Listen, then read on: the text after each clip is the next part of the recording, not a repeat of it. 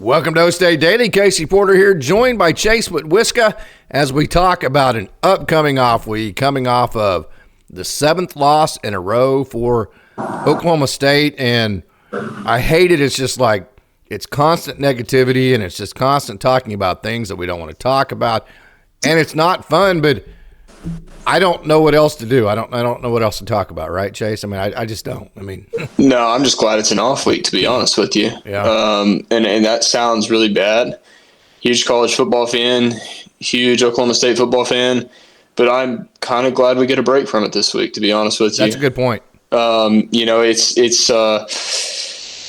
It's been a very frustrating season, especially to start out kind of the way we did in terms of like, hey, this team looks pretty good. And then it just falls apart, and it's continued to fall apart. And I think it's going to continue to fall apart. I'm not trying to be super negative, but I'm trying to be realistic. And to be honest with you, they're not going to win a game the rest of the season. They're not going to beat Tech. They're not going to beat Colorado. Yeah. I don't know what to expect. I don't know going forward. I don't want to look too far in advance, but looking at in terms of next year, I have no idea what they're going to do. They lose a lot of guys, and I'm sure they're going to lose even more because of the lack of success this season. I'm curious to see what they do in the portal. I'm curious to see, honestly, high school kids, I don't really care about them anymore because they don't really matter. And that sounds really harsh and it sounds really bad, but just with where we're at in terms of college athletics right now, it's strictly transfer portal guys. So it's going to be your JUCO guys. It's going to be the guys that have played at previous Division I's that are looking for a new place to play. So I'm really curious to see what they do in the portal. We've talked about losing high school commitments. That it kind of is what it is. Am I happy about it? No. Do I think any of those guys are going to come in and be an immediate impact next season? No. And it's also a situation where you probably get them on campus for a year, you develop them, and they go somewhere else because they didn't play. Again, and it's kind of a harsh way to look at it, but that's just kind of realistic. Yeah, the decommit thing never worries me because there's reasons that nobody can predict. You know that. You're a recruiting coordinator at the college level. You can't – sometimes it's like, well, my girlfriend – there's stupid reasons why – sometimes that college kids make decisions, right? Yeah. You're not wrong. And I don't take it personally.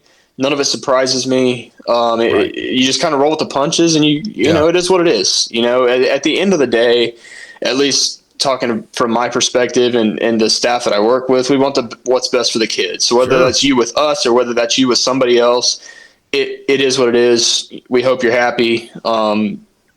And at the end of the day, it's your career, it's your decision. Mm-hmm. So, it's kind of all up to you. I'd love to have you. If not, it is what it is. We understand and good luck. That's kind of how it is. And not in your case, but in OSU's case, so a guy decommits from high school, fine. That's obviously a guy that's not sold on any one place to the point to where they went, oh, I'm going there. Right. And they knew that from the get-go.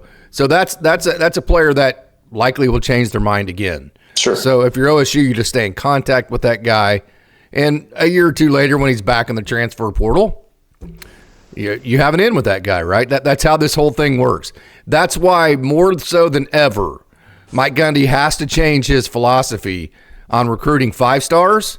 It's not a waste of time anymore. No. I 1,000% agree with him that going and getting a 5-star, even if you get a Ronald Jones, you get him to commit, whenever they decommit the night before signing day, that kills you because now all the other recruits have already been taken that you needed to go get. If he just would have told you from the beginning he's not coming to Oklahoma State. So I totally get I totally agree with all of Coach Gundy's philosophies on how he has recruited to Oklahoma State. It's worked. You can't deny it. It's absolutely worked. But that has changed with the transfer portal. Because now the reason why now you need to recruit those 5-stars is because whenever they go to Alabama and they're second string, now you have a relationship with them. And when they hit the transfer portal, it might be to come back to Oklahoma State because you have a relationship with them. So coming in second place means something now where it didn't used to. Yeah, no, 100%. And I talking personal perspective and kind of my experiences, I think that's beneficial for people to understand it. But that is how you have to recruit. There's a lot of guys that I go after, and I've talked about this before, that I probably am not going to get, to be honest with you. But when they figure out or decide that, hey man, the place that I chose right off the bat is not the best place for me, this is not where I necessarily want to be, I've had a relationship. I've showed that I've wanted you before. And then when I come back and say I want you again, that's going to mean a lot more to some kid than a kid that I never reached out to, never talked to, and then he ends up popping, turns into a dude, and then I reach out to him. He's like, you didn't want me before, so why would I even consider you at this moment now? And yeah, I mean, a lot of those 5 stars probably have big heads and big and high expectations and stuff like that. It's still it's going to still mean something if you reach out to them and just say, hey man, we want you in our program, whether you come to us or not. We want you at Oklahoma State. We want you to play football for us. And if you tell us no, that's okay. Stay in contact, and if anything changes, let us know. There's nothing wrong with that. Nothing. It's not. It doesn't hurt your ego. It doesn't. I mean, it shouldn't hurt your ego. Is what I should say. It shouldn't hurt your ego. It shouldn't hurt your feelings. At the end of the day, these are 17, 18-year-old kids. I mean, that's still a hard decision to make, especially when you throw in NIL and then where am I going to live? Where do I want to spend a full year in Stillwater? Do I want to spend a full year in Tallahassee? You know what I'm saying? There's a whole lot of things that go into that, and that's a high pressure and highly stressful situation for a kid that's 17, 18 years old. Yep. Absolutely. Totally agree with that. So let me ask you this. Your job literally is to build a college roster. Okay. So I don't want to talk about what's happened already. We've talked about ad nauseum. There's nothing positive to talk about. We already know what both of us are going to say. It's whatever. Okay. Yeah. So let's talk about what can be done about this. So Chase Witwiska, who makes a living at building a college roster in the sporting realm, what do you do if you're Mike Gundy and whoever it is as an assistant next year that is tasked with rebuilding Oklahoma State football? How do you do it? I mean, it sounds really dumb. You have to sit down, write down on a piece of paper needs from greatest to least, and that, again, it sounds really stupid. But and this is how I work. When I see it on paper and I can visually see, hey man, we have a desperate need for left-handed pitchers right now, I go find left-handed pitchers. So right now, in my opinion, you have a desperate need for an entire O-line. You have a desperate need for anybody on the defensive side of the ball. And I hopefully we keep at least one of the quarterbacks in Rangel and Flores, which I think we'll keep both. I'm okay with either of those two guys being the starting quarterback of Oklahoma State next year. So I'm not necessarily going and hunting for a quarterback. I think we're okay in the running back aspect of things with the young kid, Rodney Fields, right? Yeah. Yeah, I think we're in a fine spot with him. And Sessi Villa. He's looking better lately, by the way. He has. He has seen it. He's seen improvement. It's like the game slowing down for him a little bit and all that. Yeah, I agree with you in that. And I don't know what the situation with Holland is. I thought he looked great. Yeah. He looked great the other night. I'm a big fan of his. I don't know if he has any eligibility left. All that to be said, running back, quarterback, I think you're fine. You may go and get one or two receivers. That's never going to hurt, in my opinion. And Oklahoma State has a track record of producing really good receivers. So I think you have a chance with a couple guys, to be honest with you. Because of a guy you're getting ready to fire. Yeah, well. If fans had their druthers. I'm not saying I know that he's going to get fired, but fans would definitely fire him. Yeah, and if he does, at this point, I truly don't know how much a kid is going to look into that. And it sounds bad, but realistically, I don't know how much a kid is going to say, Casey Dunn's not there, I'm not coming there because he was your receivers coach. I don't necessarily think that's going to be a huge factor. Do I think you don't think that's why they came to Oklahoma State to begin with, because of Casey Dunn? It may or may not be, honestly. Okay. And the game has changed, especially just within the last 2 or 3 years. It's changed drastically. It depends on who you hire. It depends. I mean, Good there's a lot of things that go into that. So do you lose Casey Dunn? Maybe, maybe not. Sure. Let's say you do, and you go and this is all, just whatever. We're just throwing names out for fun. You hire a Kel Gundy, or you hire somebody that has had a previous success with any offensive position. I think you're going to be okay. I really do. So like I said, I think it all depends on who you hire. And then with how much the game has changed now, I don't know how much kids really look at roster, look at coaching staffs. And it sounds bad because that's what it used to be about, but it's kind of not anymore. It's more about, where do I get the chance to play right off the bat? Where do I get the chance to make some money at? Where do I get the chance to be exposed? There's a lot of things that go into that. So for me, if I'm rebuilding this roster, which essentially is that's what it's going to be, is you seriously, you find out what your biggest needs are, and then you with this NIL thing, you dive into the NIL and you're saying, man, I have a desperate need for an offensive line. You give your offensive line good NIL money, because that's how you're going to get those transfer portal guys that have had good college experience. And like I said, high school guys, as bad as it sounds, they don't mean as much anymore. There's going to be so many guys on the portal, especially with the number of the roster numbers are being cut down to whatever it is. I don't know the exact number.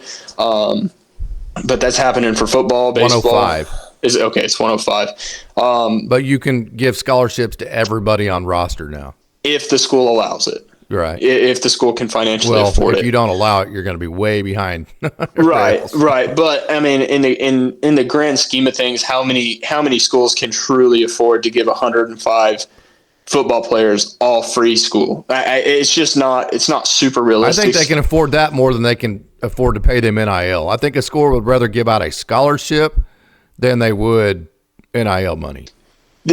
Yes and no, because there's ways around it. So some of that NIL money that they're giving out could, hey, we're not giving you financial aid, but we're giving you this NIL money that would essentially cover your financial aid. So there's a whole lot of ways to work around it. Right. And it just depends on how you look at it, because I truly don't think that a school is going to be able to fully fund 105 football players, 34 baseball players, 17, whatever it is, basketball player. You're not going to be able to get all those kids free and school. Have a tennis team and equestrian and all the other sports too. Yeah, it's just not feasible. It's not. So is it good? Sure. I don't think that I truly think there's not going to be as many schools as you think that are going to be able to do that. I think most of them will in football is what I'm saying. Maybe, I don't think they'll be able to fill out their 34 maybe baseball scholarships, but I think they'll fill out all 105. All the Power 5 schools in the ACC, Big 12, I think they'll all fill all 105. See, but do they go to 105 or do they go to 95? And then with the 10 other guys, you give them the NIL money that's going to essentially cover their school. I see what you're saying. Yeah, that makes sense. I mean, I don't know. I don't know. But with the roster cuts, there's going to be a ton of guys in the transfer portal. I don't think anybody knows. No, I mean, I don't think the NCAA knows, to be honest with you. Right. They're just writing stuff down and sending it out. But there's going to be a lot of guys in the transfer portal, because I don't know what exactly Oklahoma State may have 120-something football players. They're going to have to get rid of 20 some odd football players. Mm-hmm. So that's 20 just from Oklahoma State. Well, how many guys do Alabama, OU, Texas, Tennessee, how many guys do all those programs have? Yeah. All of those guys are going to be searching for somewhere new to go. Right. Hit the transfer portal hard. Yeah. I mean, that's how I would totally rebuild this roster. Yeah. With Division I guys, not guys from Gannon or no offense to Obi Ezigbo. He's been wonderful. Yeah, he's been great.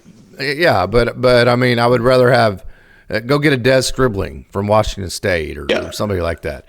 So we've talked about a lot of the coaching issues, and I don't see any way that Mike Gundy's not back next year, right? But I'll tell you a name out there that Oklahoma State fans need to put on their radar. So you say, well, who in the world would come and take this OSU job and stay and be good?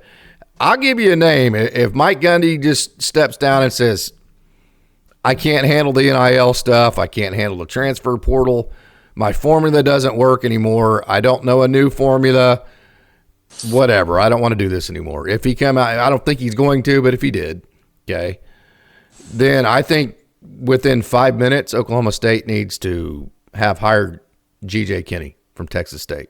He was the quarterback at Texas, if you remember, or not Texas, Tulsa. You remember when they went up to Notre Dame and beat Notre Dame, and I think that was 2010. He's had he was at UCF. So I think he was at UCF when they won their national title. Oh, yeah. Right? Okay. Under Scott Frost. He was the quarterback's coach there, and he is the current coach at Texas State, who's not having as good of a season, I know, this year as they had hoped. But keep in mind, Texas State had Arizona State on the ropes and pretty much almost beat them at home early in the year. So I think G.J. Kinney, he's from Mesquite, Texas, so he would know the Dallas-Fort Worth area like the back of his hand. Man, you get like a G.J. Kinney and a J.W. Walsh together, who's a legend in Texas, and you keep guys like Joe Bob Clements and maybe, if Gundy's not here, then Casey Dunn can play a more prominent assistant coach role and still be – there's ways around this. Mm-hmm. No, right? There absolutely. I mean, there absolutely is, and I truly, depending on the circumstances for these certain guys, I mean, you may be able to seriously go get an NFL offensive coordinator, or just depending on what they want to do as a head coach. Yes, because there's a lot of people, and I'm not saying Zach Robinson is going to come and be the offensive coordinator at Oklahoma State. That wouldn't make any sense. Would it be cool? Yeah, it'd be great, but it's not going to happen. No. So I think that, and again, it depends on if those guys want to stay in the NFL or not. I mean, this is a job that people are going to want to take, in my opinion. Yeah. With what Gundy has done, and yes, he's had a couple bad years. It is what it is, but you definitely can't forget what he's done over the past 20 years. You can't. And he deserves to leave on his own terms as of right now. I mean, he can't fire off 2 or 3 more of these years. But as of right now, I mean, I get the comments and all that crap. It was terrible. It was stupid. But despite all that, I mean, Mike Gundy has earned the right to turn this thing around, however he's seen, to figure out how to get with the new times. Yeah, I don't think I'll ever fully agree with anybody that says he needs to be fired. Yeah, no way. I don't agree with him in any way, shape, or form. Not at all. Absolutely not. There's no way. No. Especially with what he's been able to do with a program that was not very good. I mean, quite honestly, has turned us into a program that is nationally recognized almost every single year. And this year, we're being nationally recognized for being so bad. He's turned us into a program that's nationally recognized as being a good program. I mean, a solid program that's going to compete at a high level. From time to time, and then not get over the hump. That's how it's going to be viewed by like a Kirk Herbstreit. Essentially, what he's turned it into is a team that can sit comfortably every year, in my opinion, from around a national ranking of 12 to 25. Yeah, I mean, I think that's realistic, and that's. Do I think that they're ever, maybe one day, do I think they're ever going to be number 1 in the nation? No. Do I think they're ever going to be 4 in the nation? 4 in the nation's maybe. I mean, maybe. It depends on what they do in the Big 12. But I think with the SEC and the Big 10, the Big 12 is just not going to be credited as much as a Big 10 or an SEC. Same thing with the ACC. The ACC doesn't matter. But that's essentially how you have to look at it. So I think realistically, if you're looking at how things are done now with the 12-team playoff and stuff like that, I think that Oklahoma State can sit anywhere from 10 to 25. I think that that's a reasonable thing to say. And I think that's going to draw attention from other guys if Gundy leaves, which I don't think that's going to happen. And I really, honestly, I hope it doesn't happen. I think that would suck. But I think this is a job that people would want. Mm-hmm. Yeah, I would totally agree with that. And here's another question I have for you, and I don't know the answer to it, but with the NIL, with the transfer portal, with the SEC and Big Ten having the major upper hand the way that it sits right now, what realistic expectations should OSU fans have for this program? Should they have realistic expectations that we can continue to be the type of program Gundy has had us being forever, or is that too unrealistic at this point in this climate in college football? I don't think it's unrealistic. I really Okay. don't. Now, do I think? I think that it's not going to be as consistent as what people like or with what people are comfortable with. You look at what Indiana's doing right now. Who in But their they're in the right Big mind? Ten. Right, in my opinion, that makes it a little bit tougher than it does the Big 12. But what I'm saying, and you look at so you look at what BYU's doing right now. Nobody would have thought that BYU is going to be undefeated to this point, or if I don't I'm know if not they've surprised lost. by their success. You know why? Not maybe not undefeated, but if you even go back to our podcast last year, you know the difference. Jake Retzloff. That's what a quarterback can do for a team right there. Yeah, absolutely. But what I think is going to happen? Do I think that Oklahoma State, if you give me a 5-year window, I think they should be able to make the playoffs twice. In 5 years? Yes, because every team from every winner of the Big 12 they get a playoff spot. It's solidified. There is a solidified playoff spot for the winner of the Big 12. And I truly think that if there's a team in the Big 12 that rips off a 10-1 or whatever it is, whatever it may be, and they lose in their conference championship game to another team that's undefeated, I think that Big 12 gets 2 teams in, and I think that's achievable. I could be, call me crazy. Yeah. I truly think that's pretty achievable. aggressive. I mean, I don't know. I've seen him be successful Love it. a lot in the past. You have. I mean, they played Baylor, they played Texas in the Big 12 championship game not long ago. Yeah. And lost. they did lose, but I think those are 2 teams. If there were 12-team playoffs, I'd still think those 2 teams make the 12-team playoff, in my opinion. I could be wrong. I don't know. Everything changed with the 12 team as opposed to 4. There's a big difference. They were competing for the number 4 slot when they lost to Baylor. Yeah. So that you drop down to 10 and you're still playing. You're still have a chance in a national championship. I think that's achievable. Yeah. How many teams are the Big 12 going to get in this year? I would say. Well, if BYU wins it, they're going to get in 1. I would say 2. Well, the only way that's going to happen is if Colorado beats BYU. Colorado wins out and beats BYU. That was the circumstance that I would think. In my opinion, I think that they're, for ratings reasons, if Colorado can in any way possible get in, agree. Colorado is going to get in. I don't hate it. I like watching them play football, to be honest with you. And it makes the Big 12 look better. But I think Colorado can win out, to be honest with you. They're going to beat us. I think they can beat BYU. I don't know who the other team they play is, but they're capable of beating them as well. If they win out, they're obviously they're going to be in the playoff. Mm-hmm. And then I think BYU gets in the playoff even if they lose in the conference championship game. I think they fall right at 12. So let's say BYU wins out. Okay. There's 1 team getting in for the Big 12. And so the only way that you can guarantee to get in the playoffs to be in the Big 12 is to win the Big 12. I think there's going to be many years that they're going to justify the eye test and put a two-loss SEC team or 2-loss Big 10 team over a 1-loss OSU, okay? And especially if they don't win the Big 12, because you're going to have 2 losses. OSU, they've never gone the regular season undefeated, ever, okay? So Oklahoma State likely is going to have to win the Big 12 to make the playoffs. How many times has Oklahoma State won the Big 12 under Mike Gundy? 1 time. So 1 time, in my opinion, I think, maybe 2021, Oklahoma State might have made it. What other year would Oklahoma State have made it that they didn't win the Big 12? What were there any you think that you can think of? My only point here is I don't think you could say it's 40% of the seasons under Mike Gundy, right? And that was in a Big 12 that created more clout, that drew more national respect. So I love your aggressiveness, but I'm going to go like maybe 2 out of 10. I'm going to cut that in half. Think so? Maybe I'm just being hopeful, and I don't get like this very often, to be honest. I'd be happy with 2 out of 10.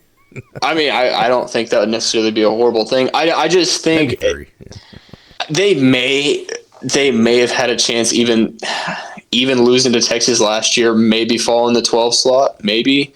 I'm not sure. Not in this carnation of the Big 12. I think 2021, I think they get in. Even losing to Baylor, I think they get in. It's hard to say. It really is. But and OU was the big reason of that. We couldn't beat OU. That's why we weren't winning the Big 12. So it's not apples and oranges. Right, but you also then you go into strength of schedule, which now is hurting Indiana. Indiana is undefeated, but they are not in the top 4 for strength of schedule reasons.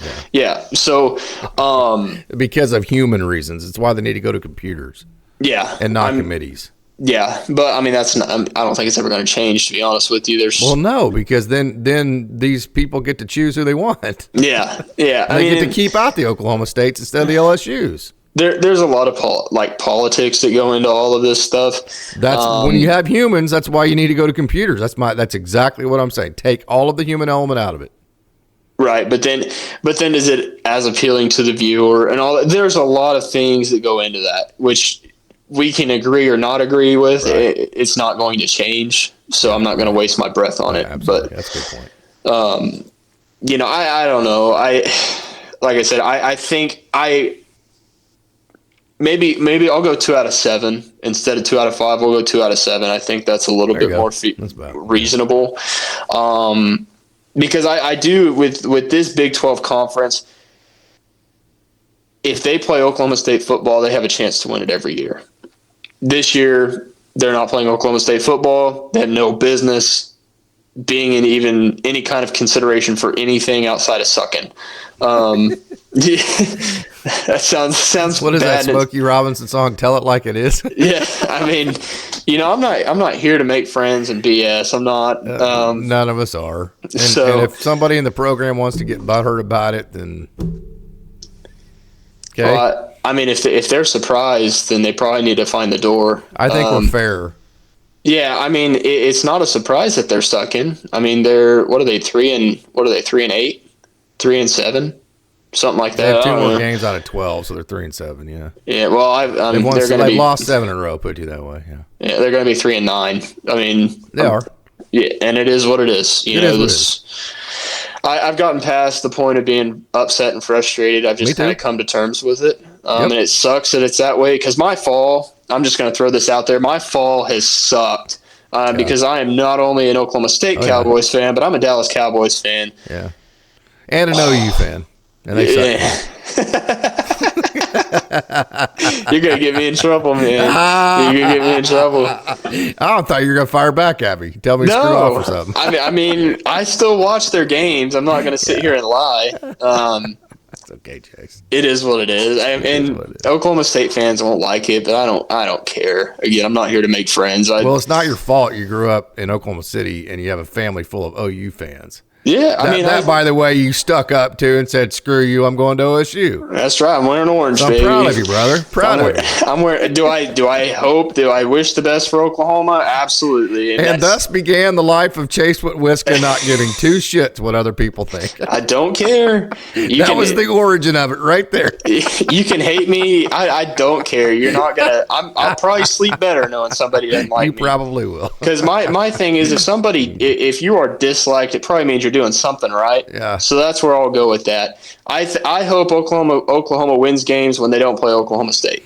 I don't. Well, I root for OSU and whoever the hell is playing OU. Those are my 2 favorite teams. That's how I feel about it. I think the Russian team brought a team to the United States in the 80s back during the Cold War, and they made an exhibition game against OU in basketball, and I'm pretty sure I rooted for the Russians. You got to do what you got to do. You got to do what you got to do, man. So I'll say this. That's how I feel about Texas. I hate Texas. I can't stand Texas. I don't have that animosity for them, but I feel like at least some Oklahoma State fans can get behind that. I hate Texas. Most of them. I'm in the minority, definitely. So how you feel about Oklahoma is how I feel about Texas. I don't have that towards Texas because they were the one team that could beat OU. They were like my one savior. Like, well, damn, at least Texas can beat them. Well, it has a chance at least. Yeah, well, they're spanking them this year, and it sucks to watch for me. I hate watching Texas win football games, but they're really – I'm not going to take it away from them. They're really good this year. I'll put it to you this way. When OU and Texas play, I heavily root for Texas. Yeah, you're crazy. Not even close. You're crazy. I can't stand the off-brand burnt orange. That it's OSU used to be burnt orange back when I was a little kid. When I was a lad, OSU was that same burnt orange. Well, this isn't going to make you feel better, but I wasn't even thought of yet, Yeah, so I wasn't there. I wasn't there for all that. Hey, this has been kind of fun, kind of refreshing. To be honest with you, I'm ready to move on from being negative and pissed, but we won't be able to because the next game will roll around. Yeah, and then you got to dissect the next game and that kind of thing, which really is not a whole lot of fun in this and that. But it is what it is, and like I said, just the only thing that I can think of to do is to continue to be a good fan to Oklahoma State University. That's really the only thing I can think about to do as a fan right now. Yeah, I mean, basketball, and that's different for everybody. Everybody has a different definition of what being a good fan is, but that's the only thing I can think of. Basketball's 2-0 right now. I mean, that's a plus. It is good for them. Wrestling's going to be good. Baseball's going to be good. Yeah. Hey, I mean, by the way, I'm talking to Mike Rooney on Friday, the ESPN. Nice. That's going to be fun. Heck yeah. That's awesome. Yeah. I think that, this has been a down year, but it is what it is. They're bound to happen to every program every once in a while. And if we want to talk about Oklahoma's having a really bad year too. So, I mean, and historically, nobody can deny this. Historically, they're a great program. So it happens. I mean, it really does. And it's going to continue to happen because of the transfer portal, because of the NIL money. I think quarterback play. I'm telling you, quarterback play. It makes a huge difference. Yeah. Miami is a great example. The margins are so slim. I'm telling you, man. Yeah, I mean, Miami. Like I said, Miami's a great example. They were crap last year, and Oregon. They lost this last week. Yeah, but a lot of it is quarterback play. But what I think the NIL does, and it is going to do, which I didn't expect it to do. I thought it was going to be very lopsided, but I think it's really going to start to even things out. Yeah, so it's going to make Oklahoma State's better because they can go get the Trent Howlands of the world and good players out of the transfer portal. Absolutely. Yeah, so you're going to see a potentially a Colorado or a BYU in the Big 12 this year. Next year, it may be Texas Tech. The year after that, it may be Oklahoma State. The year after that, it may be Utah. I mean, there's really no telling. And I think it's not only this way in the Big 12, but it's that way in the SEC. South Carolina has had a great season. Yeah, I mean, yeah. But what I'm saying is South Carolina has come out of nowhere. They were horrible. Yeah. Vanderbilt beat Alabama. Right. Horrible. The previous year. Indiana. Exactly. Indiana was terrible, and they're undefeated. Purdue. Yes. Well, Purdue's terrible this year. They're horrible. They are. You weren't going to get me. I'm telling you, I pay attention. You do pay attention. Purdue is god awful. I mean, they're so bad. And we need to play Purdue in the toilet bowl to make ourselves feel better. I don't know if we want to. I don't know. Who do you put money on? 1997 rematch, man. We need it. It sounds bad, but I'd almost put money on Purdue right now with how things are going. Well, where's the game played at? We'll say neutral. I saw this on social media. Let's have the game at Taft Stadium, and the loser has to fire their coach on the spot. Well, I wouldn't go to Taft, to be honest with you. You wouldn't? Okay. It's pretty nice, man. They redid it. It's nice. Yeah, I mean, whenever the energy came, it's nice, man. I hadn't been, it wasn't too long ago that I was there. Let's put it, can we put it somewhere a little bit more fun? Put it at UCO. UCO is not a terrible place. No, Taft is way better than UCO, in my opinion. Have you been to UCO recently, though? Oh, yeah. It's nice. I think it's very nice, but Taft has that karma to it. Yeah, well, of course, last time I was at Taft was before they redid it, and the press box was like, well, we did the broadcast outside in the open air because the press box was, they had it was a big press box, but they only had one room that wasn't decrepit at that time. But. Not sure I would sit in those. I think I'd sit outside with you. I don't care what the temperature is, but no, I mean, you say you play it at a UCO. I truly, and UCO's bad because it's in Oklahoma, but I don't know, put it somewhere in the middle of Kansas. Go to Garden City or somewhere terrible like that, which I've never been to Garden City. What's I don't the know. point spread? Oh, I think it would be like 3.5. Plus OSU's, the Purdue's favored by 3? I don't know. I'd go to honestly 1.5. I'd go to 1.5. And who's favored? I have no clue. I'm saying Vegas is going to scratch that game, not on the board. Yeah, probably not. I mean, if we're just having fun here, we are. 3.5 was a big. You're right. It was a long shot. I'd say 1.5. I'm enjoying actually having a light moment about Oklahoma State football right now. This is actually fun for me. They have to happen every now and then. It has to. I just haven't had a light moment. I don't know how long, but that's my fault. I'm in control of that, so it is what it is. Hey, Chase, this has been a lot of fun, man. Thanks. Yeah, absolutely.